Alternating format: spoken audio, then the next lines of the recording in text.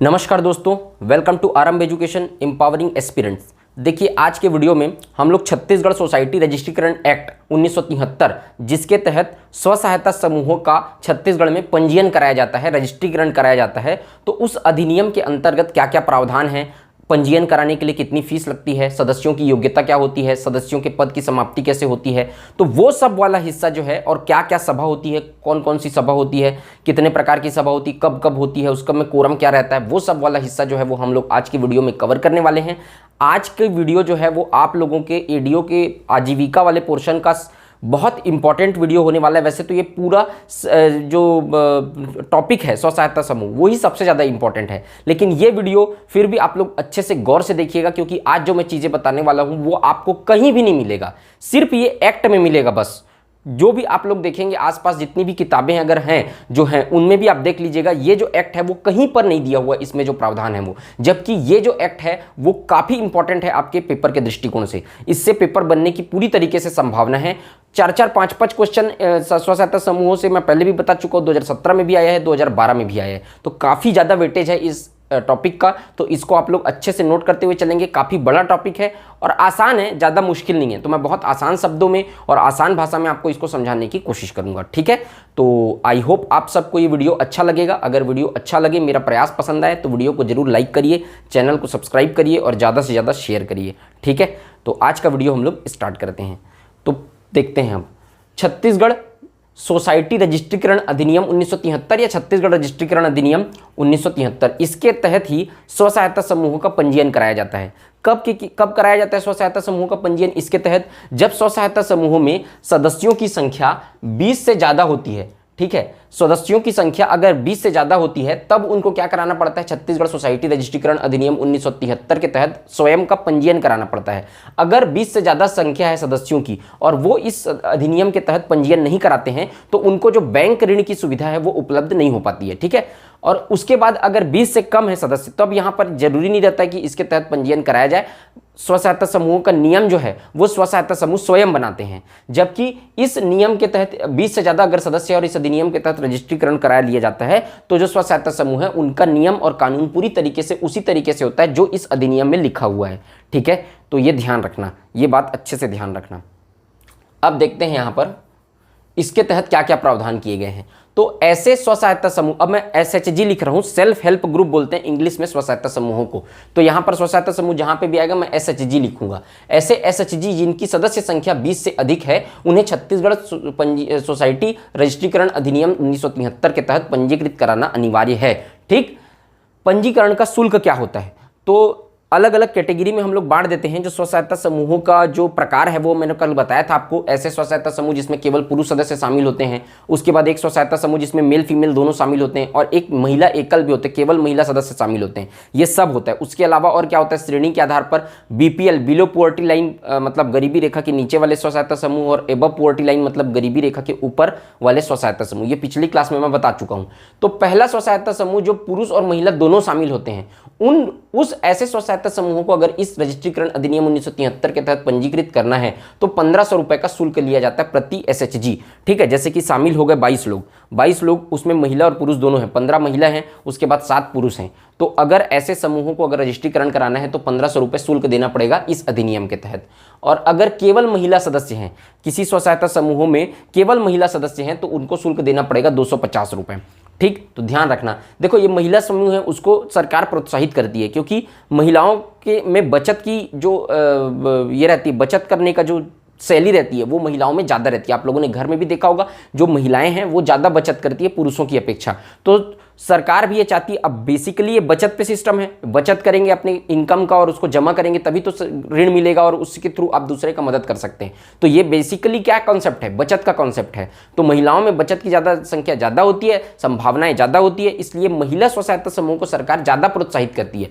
नियम दोनों के लिए है, लेकिन देखो यहाँ पर 250 रुपये लग रहा है, यहाँ पर दोनों है तो 1500 रुपये लग रहा है। और अगर कहीं, ठीक है, तो इस तरीके से।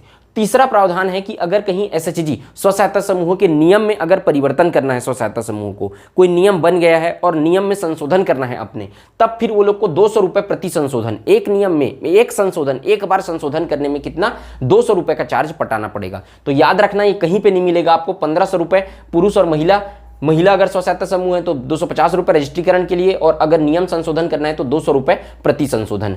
लेखाओं का पंजी अगर जमा करना है, बैलेंस शीट मतलब कि जो पूरा ऑडिट, बैलेंस शीट मतलब कितना पैसा बचा है, कितना खर्च आया है, कितना खर्च हुआ, ये पूरा बैलेंस शीट जो है वो पूरा ऑडिट करके, मतलब पूरा एक अकाउंट बना के, मतलब उसमें पेज में डाल के आय और व्यय का लेखा जोखा अगर कहीं जमा करना है इस रजिस्ट्रीकरण अधिनियम के तहत अगर जमा करना है, तब फिर उसके लिए शुल्क लगता है, 200 रुपये का शुल्क लगता है एक बैलेंस शीट में, एक बार जमा करने में। लेखाओं का पंजी बैलेंस शीट को जमा करने के लिए 200 रुपये का शुल्क लगता है। तो इसी पंजी के हिसाब से क्या मिलेगा, ऋण मिलेगा जमा करने के बाद। तो ये चारों को आप लोग कुछ शुल्क लोग को याद रखना अच्छे से, इंपॉर्टेंट है, आने की पूरी तरीके से संभावना है।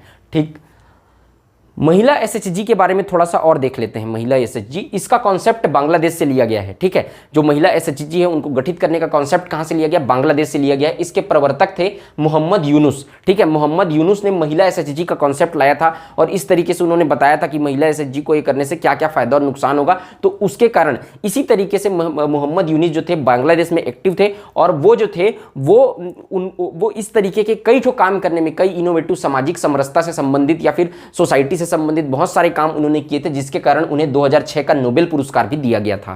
किनको, मोहम्मद यूनुस को। ये भी इंपॉर्टेंट है, ध्यान रखना। महिला स्व सहायता समूह बांग्लादेश का कॉन्सेप्ट है और इसका पैसा भी कम लगता है, 250 रुपये। 2006 में नोबेल पुरस्कार भी इनको दिया गया था, उसी के कारण सामाजिक क्षेत्र में, सामाजिकता के क्षेत्र में नोबेल पुरस्कार भी इनको दिए थे सोसाइटी के क्षेत्र में। ठीक है, समाज सेवक क्षेत्र में। एसएचजी की सदस्यता, ठीक, तो एसएचजी की सदस्यता कैसे ग्रहण कर सकते हैं आप।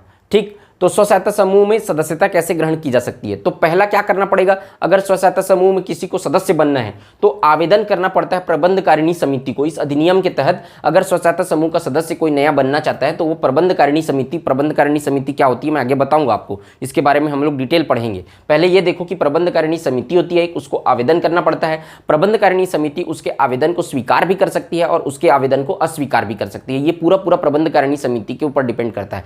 प्रबंधकारिणी के समस्त सदस्य वही होते हैं, स्व सहायता समूह के सदस्य अपने बीच से चुन के प्रबंधकारिणी समिति के सदस्य को चुनते हैं, और ये सदस्य जो रहते हैं वो उस जो नए आवेदन है उसको स्वीकार अस्वीकार दोनों कर सकते हैं। ठीक, अब इसमें जो आपका कितने सदस्य होते हैं, ठीक, तो अब देखते हैं।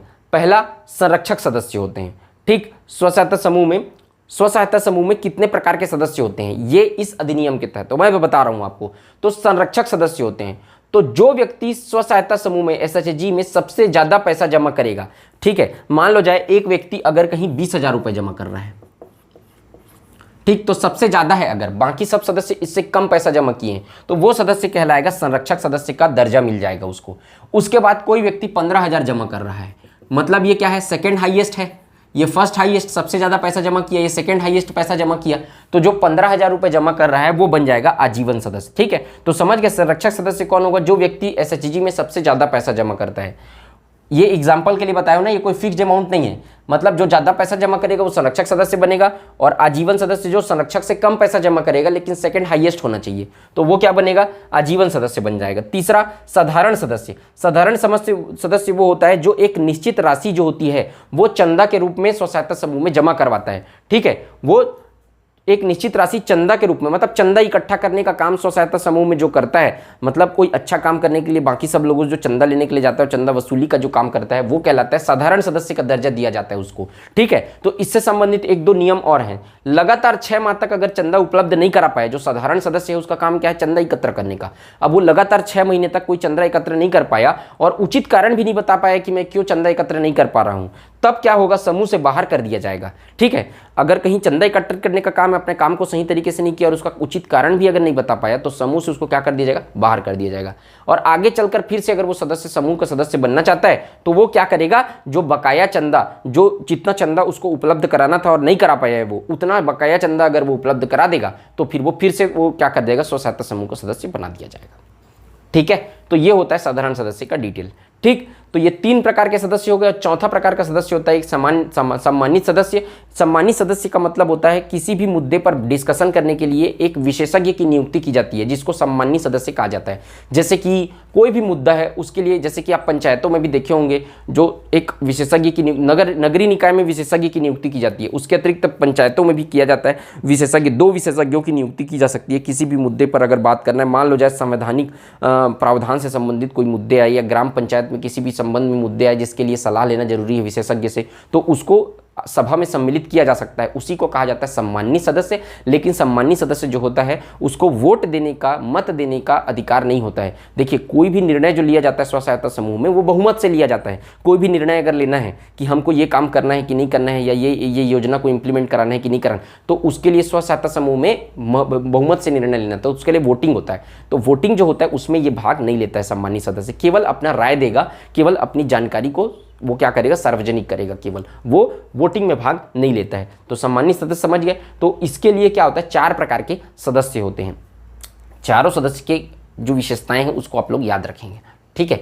अब एसएचजी की सदस्यता कैसे मिल सकती है अब किसी भी व्यक्ति को, तो कैसे मिलेगी, इसके लिए कुछ प्रावधान है। जैसे कि परिवार की महिला को सदस्य बनाना ज़्यादा उचित माना जाता है। देखिए, ऐसे तो पुरुष को भी और महिला को दोनों को बनाया जा सकता है, लेकिन अगर महिलाओं को ज़्यादा प्रेफरेंस दिया जाता है, मैंने आपको बताया उसका कारण, क्योंकि उनमें बचत करने की प्रवृत्ति ज़्यादा पाई जाती है, इसलिए महिलाओं को ज़्यादा प्राथमिकता दी जाती है। दूसरा, एक परिवार से एक ही महिला समूह, एक ही महिला का चयन किया जाता है। ऐसे नहीं कि 4 महिला तो चारों स्व सहायता समूह के सदस्य बन जाएंगे। एक परिवार से एक महिला को ही चयनित किया जाता है जिसकी आयु क्या है, 18 वर्ष से अधिक होनी चाहिए, जो वयस्क होनी चाहिए। तीसरा, बचत करने की क्षमता होनी चाहिए स्वेच्छा से, ठीक है। उस महिला के अंदर यह देखा जाना चाहिए कि उसमें बचत करने की स्वेच्छा से क्षमता हो, ऐसा नहीं किसी के प्रेशर में आके ही बचत करे, स्वेच्छा से बचत करने की क्षमता हो। चौथा, समूह में काम करने की इच्छुक हो। देखिए, अकेले कोई काम को करना और समूह में काम करना, ये दोनों में अंतर होता है। आप कोई चीज को ग्रुप में कर रहे हैं तो आपको सबके सलाह मशवरा और कोऑर्डिनेशन से काम करना पड़ेगा। ऐसा नहीं कि मेरा ही चले, ऐसा नहीं होता है। समूह में क्या होता है कि दूसरों के हिसाब से भी अपनी विचारधारा और अपनी कंपेटेबिलिटी को कंप्रोमाइज करना पड़ता है बहुत सारी चीज़ों में। जब आप ग्रुप में आप देखेंगे कोई काम कर रहे हैं तो सबके हिसाब से चलना पड़ता है, बहुमत से निर्णय लेना पड़ता है। तो वो सब चीज़ के लिए क्या चाहिए, आपके पास पेशेंस चाहिए और थोड़ा सा क्या चाहिए, इंटेलिजेंस चाहिए। तो समूह में काम करने के लिए क्या होना, इच्छुक हो, ठीक है। ऐसी महिलाओं का चयन किया जाना चाहिए। और 5वां, प्रत्येक बैठक में समय देने के लिए तैयार हो, चाहे वो महिला हो चाहे पुरुष हो, सब बैठक में क्या हो, समय देने के लिए तैयार हो। ऐसा नहीं कि मेरा काम है करके चले जाए। तो इस तरीके से चीज़ों को देखा जाता है, प्राथमिकता दी जाती है इनको, इन 5 चीज़ों को, ठीक। अब सदस्य जो ये जो सदस्य ग्रहण करेंगे, उन सदस्यों की जो स्व सहायता समूह के सदस्य बनेंगे उनकी योग्यता क्या होनी चाहिए, बहुत इंपॉर्टेंट है, इसको भी ध्यान रखना। पहला, वो भारत का नागरिक होना चाहिए। ऐसा नहीं कोई फॉरेनर आके स्व सहायता समूह के सदस्य बन जाए, क्योंकि भारत में ये नियम है, तो भारत का नागरिक होना चाहिए। दूसरा, नियम पालन की शपथ लेगा वो, जो भी सदस्य स्व सहायता समूह का सदस्य बनेगा वो नियमों का, स्व सहायता समूह, अब पंचसूत्र होता है स्व सहायता समूह का, और पंचसूत्र को हम लोग आगे पढ़ेंगे। मैं बताया भी हूँ, जब ग्रामीण विकास में जो पढ़ाया हूँ उसमें मैं आपको पंचसूत्र के बारे में जानकारी भी दिया हूँ। वो 5 सूत्र होता है, 5 नियम होता है जिसका पालन करना स्व सहायता समूह को बहुत इंपॉर्टेंट होता है। तो मैं इसमें भी बताऊंगा, जितना भी संसाधन संचालक जो भी उसमें बताया हूं वो सब चीज़ों को हम लोग इसमें भी डिटेल में कवर करेंगे, ठीक है।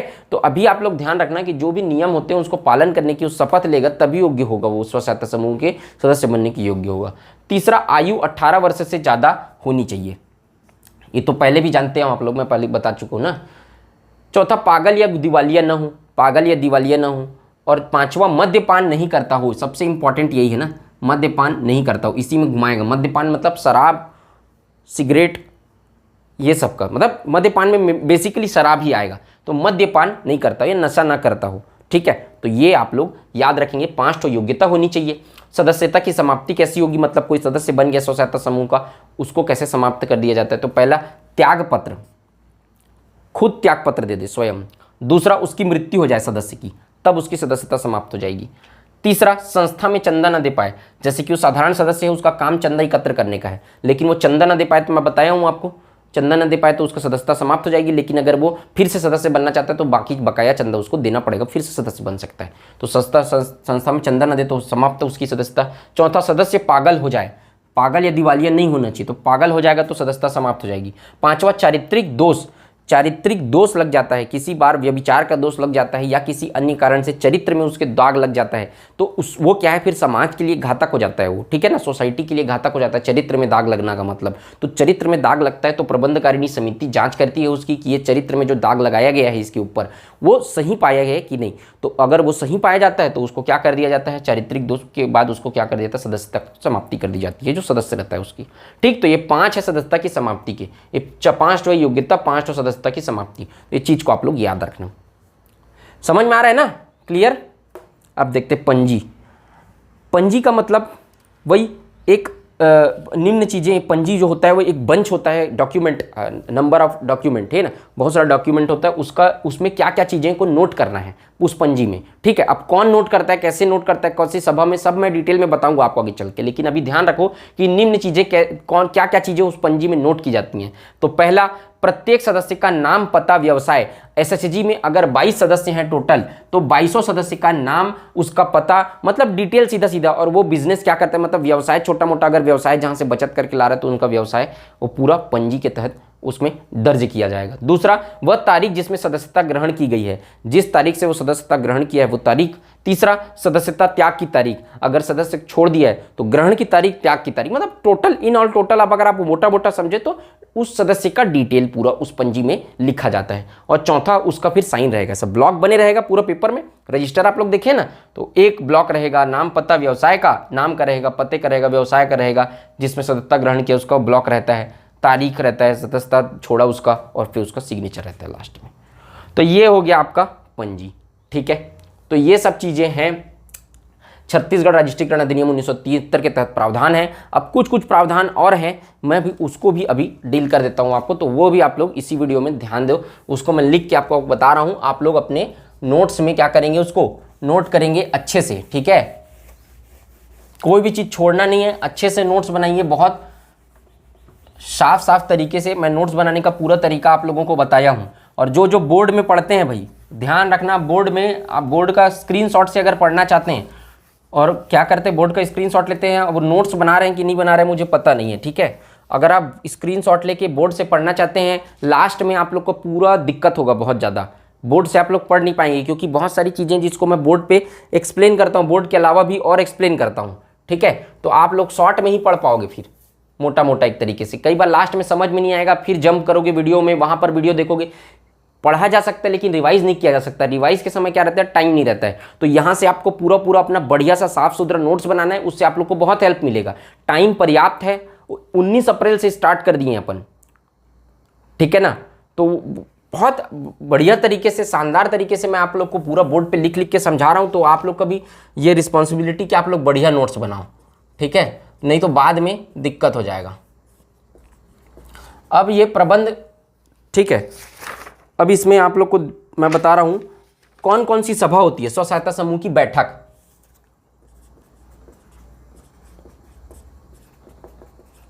कब कब होती है, कितने प्रकार की बैठक होती है वहां। तो पहला होता है साधारण सभा। क्या होता है, साधारण सभा। साधारण सभा में क्या होता है, ये वर्ष में कम से कम एक बार होगा। वर्ष में क्या होगा, एक बार होता है। ठीक है, तारीख, प्रबंधकारिणी समिति, प्रबंधकारिणी समिति क्या करती है, इसका तारीख, स्थान, दिन, ये सब जो है वो प्रबंधकारिणी समिति तय करती है कि कौन से स्थान पर होगा, किस डेट में होगा। ये सब चीज़ें तय करने का काम कौन करती है, प्रबंधकारिणी समिति करती है। प्रबंधकारिणी समिति के बारे में पढ़ेंगे हम लोग। ठीक है, इसकी सूचना, जो बैठक होती है उसकी सूचना कितने दिन पहले, 15 दिन पहले सभी सदस्यों को उसकी सूचना प्रबंधकारिणी समिति तय करेगी। और 15 दिन के पहले, जैसे कि 15 तारीख को बैठक होने वाला है, 15 जून को, तो 15 तारीख से पहले, मतलब 15 दिन पहले, 15 दिन तक, 1 से 15 जून के बीच क्या करेगी, 15 दिन पहले क्या करेगी, उसको सूचना 15 दिन के भीतर, है ना, सबको भेज दिया जाएगा। 15 दिन पहले सबको उसकी सूचना दे दी जाएगी। अब कोरम, गणपूर्ति, कोरम या गणपूर्ति किसको किसको नहीं मालूम है, पंचायत में पूरा पढ़ाया हूँ इसको मैं, जो नहीं देखे जाके देखना वीडियो। मतलब कोई भी सभा को चालू करने के लिए जितने सदस्यों की जरूरत पड़ती है उसको कहते हैं कोरम, या इसी को बोलेंगे गणपूर्ति। तो सभी सदस्यों का 3/5। ठीक है, जो टोटल सदस्य हैं उसका 3/5 क्या होता है, कोरम या गणपूर्ति होती है। ठीक है, अगर कोरम नहीं हुआ मतलब कोरम में 3/5 सदस्य उपस्थित नहीं हुए तो सभा को 1 घंटे के लिए टाल दिया जाएगा। 1 घंटे के लिए टाला जाएगा और उसके बाद फिर जो सभा होगी दूसरी, उसमें गणपूर्ति की आवश्यकता नहीं है। अगर कहीं ये गणपूर्ति नहीं हुआ तो फिर क्या करेगा, सभा को 1 घंटे के लिए टाल दिया जाएगा और फिर अगले सम्मेलन में क्या है, गणपूर्ति की आवश्यकता नहीं होती है ना। और ये साधारण सभा जो है वो एसएचजी गठन के 3 माह के भीतर बुलाई जाएगी।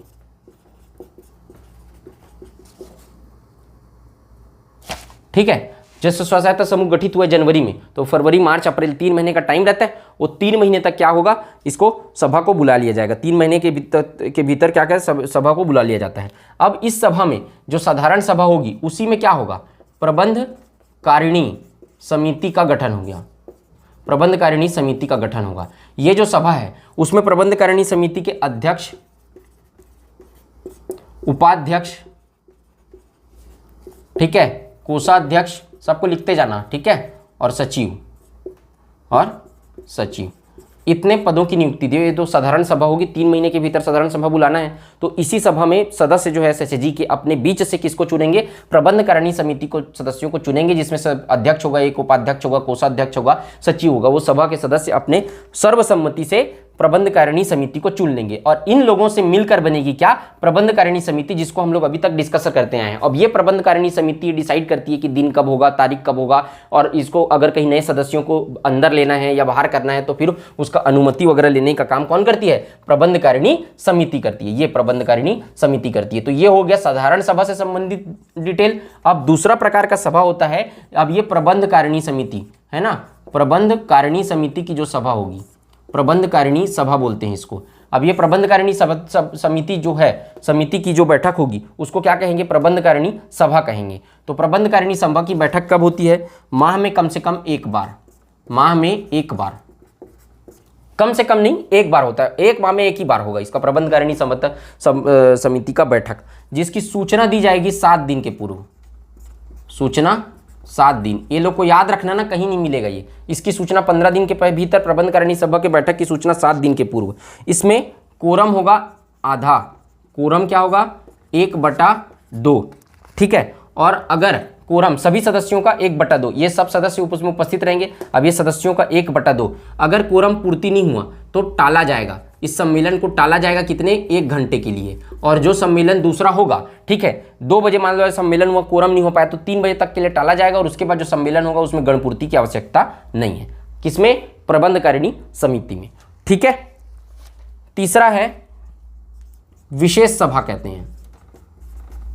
जैसे पंचायतों में विशेष सम्मेलन होता है ना, तो पंचायतों में विशेष सम्मेलन बुलाया जाता है। अगर सदस्यों को लगता है कि कोई इमरजेंसी मुद्दे के बारे में कोई बात करना है तो विशेष सम्मेलन बुलाया जाता है। उसी तरीके से इसमें भी विशेष सभा बुलाई जाती है, जब यदि स्व सहायता समूह के 2/3 सदस्य प्रबंधकारिणी समिति से निवेदन करते हैं, एसएचजी के 2/3 सदस्य, ठीक है, 2/3 सदस्य, अब पूरा नहीं लिख रहा हूं, ठीक है, प्रबंधकारिणी सभा से आवेदन करते हैं। प्रबंधकारिणी सभा के पास क्या करेंगे वो लोग, 2/3 सदस्य जो है, इसको याद रखना, 2/3, 1/2 कोरम, ये सब चीज, यही सब चीज को पूछेगा। तो स्व सहायता समूह के 2/3 सदस्य अगर प्रबंधकारिणी सभा से आवेदन करते हैं तब क्या करेगी, प्रबंधकारिणी समिति ही क्या करेगी, विशेष बैठक बुलाएगी, ठीक है, विशेष सभा या विशेष बैठक बुलाएगी। विशेष मुद्दे पर कानून बनाने के लिए, विशेष मुद्दों पर अगर नियम बनाना है तब इसके लिए नियम या कुछ बनाना है तब इसके लिए बुलाया जाता है। और नए नियम बना सकते हैं, ठीक है, एसएचजी के लिए नए नियम बनाए जा सकते हैं, परंतु इसकी सूचना रजिस्ट्रार को सभा बुलाने के 45 दिन पहले देनी होगी। देखो, कोई विशेष मुद्दों पर या विशेष नियम बनाना है तब विशेष सभा बुलाई जाएगी। इसमें क्या कर सकते हैं, नए नियम बनाने के लिए तो बुलाया जा रहा है, तो नए नियम बनाए जा सकते हैं, ठीक है, लेकिन इसकी सूचना जिस दिन नियम बनेगा, मतलब जिस दिन विशेष सभा बैठेगी और जिस दिन नियम बना उसके 45 दिन के भीतर, 45 दिन के भीतर किसको देना पड़ेगा, रजिस्ट्रार को देना पड़ेगा। रजिस्ट्रार जनरल जो है उसको क्या करना पड़ेगा, नए नियम की सूचना 45 दिन के भीतर रजिस्ट्रार को देना पड़ेगा, ये जरूरी है, ठीक है। और बनाए गए नए नियम को सोसाइटी रजिस्ट्रीकरण के तहत पंजीकृत कराना पड़ेगा। छत्तीसगढ़ सोसाइटी रजिस्ट्रीकरण अधिनियम 1973 के तहत इसका पंजीकरण कराना पड़ेगा। और पंजीकरण का शुल्क क्या है, मैं आपको बताया था पिछले वीडियो में। एक ठो नियम अगर कहीं नया बनाना है तो पंजीकरण का शुल्क में पिछले वीडियो में नहीं, इसी वीडियो में बताया हूँ, इससे पहले के स्लाइड में। तो छत्तीसगढ़ सोसाइटी क्या करना पड़ेगा, नया नियम बनाना है तो इसकी सूचना नए नियम बनने के बाद वो जो विशेष सभा बैठेगी उसकी सूचना 45 दिन के भीतर रजिस्ट्रार को दे दिया जाएगा और छत्तीसगढ़ सोसाइटी रजिस्ट्रेशन अधिनियम 1973 के तहत उसको रजिस्ट्रीकरण या पंजीकरण करा दिया जाएगा। ठीक है। तो 3 प्रकार की सभा होती है, साधारण सभा, प्रबंधकारिणी सभा और विशेष सभा। ये भी आप लोगों को अच्छे से पढ़ना है, इसको ध्यान रखना, अच्छे से बढ़िया से नोट करो। ठीक। तो अगले वीडियो में जब आएंगे तो सोसाइटी रजिस्ट्रीकरण अधिनियम में जितने प्रावधान आप लोगों के लिए जरूरी थे वो पूरा मैं कंप्लीट करा दिया हूं। उसके बाद हम लोग देखेंगे कि अब जो 20 से कम रहते हैं ना, जिन लोगों के लिए जिसको रजिस्ट्रेशन का तहत रजिस्ट्रीकरण नहीं कराना पड़ता, तो वो लोग के लिए क्या प्रावधान है और बाकी स्व सहायता समूह से संबंधित जितने भी और अन्य प्रावधान हैं वो सब हम लोग कवर करेंगे। ये काफ़ी बढ़िया से कवर करने वाले हम लोग, काफ़ी डिटेल में कवर करेंगे, आप लोग का एक भी सवाल इससे नहीं छूटेगा। ठीक। तो आज का वीडियो काफ़ी इंपॉर्टेंट था, आप लोग अच्छे से नोट करिए। आज का वीडियो अच्छा लगा हो तो वीडियो को लाइक करिए, चैनल को सब्सक्राइब करिए, ज़्यादा से ज़्यादा शेयर करिए। मिलते हैं नेक्स्ट वीडियो में। जय हिंद, वंदे मातरम।